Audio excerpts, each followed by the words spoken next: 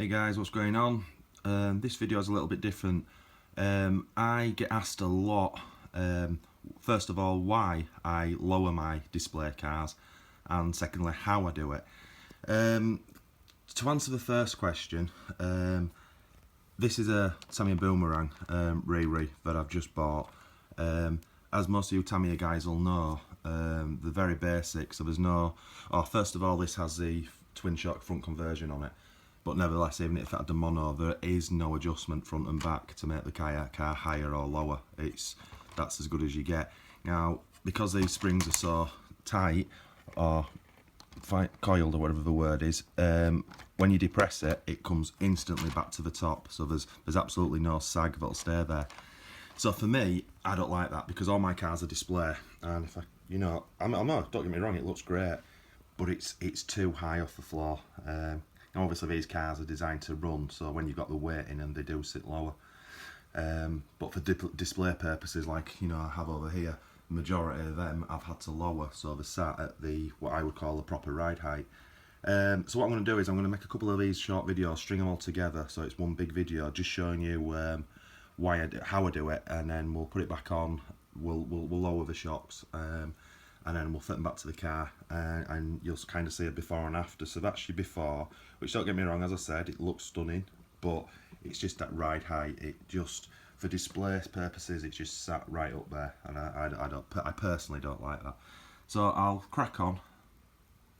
Right guys, so as you can see, I've got the car stripped, shocks are off, I've got a couple of shocks in bits. I've done one of the rears. Now that's a standard rear as it comes. And that's obviously got oil in as well. This is the one I've now done. So if I match them up, you can see the difference. There's probably about 11mm difference. Obviously I drain the oil out because it serves no purposes, because they're on display models only. But that's the difference it makes. So the way I do this, I'm just doing this small shock now. I use these fibre washers or metal washers, whichever I've got to hand. There was 13 fibre washers to get that difference in the back. I'm going with 8 on the front. Now, because this is not an exact science, you have to guess a little bit. So you may well have to take them off one or two, or maybe more than once to get it right. Just put this into place. So that's the first step. So now obviously we've got very limited movement in this front shock. And it's just a case of building it back up very quickly. As I say, because it's not an exact science, it can be a little bit of a pain. As I say, I don't put oil in. It's a bit pointless for display models only. But I didn't build this one from scratch, so obviously the guy who did that. Now this can be a little bit tricky. Oh, no, it's not too bad.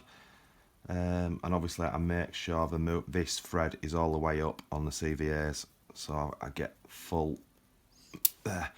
So that's now that front shock done. So there's hardly any movement. Just to give you, I'll just give a quick comparison to the original front. So we're close to about 10mm, I would say, with that. So what I'll do now, guys, so that's obviously the difference before and after of the front and rears, to give you a kind of gauge of what I do. So what I'll do now is quickly I'll transfer the other two over, and I'll get it fitted back to the car, and then we'll get it on and we'll see what it looks like. Right guys, that's it all back together and lowered.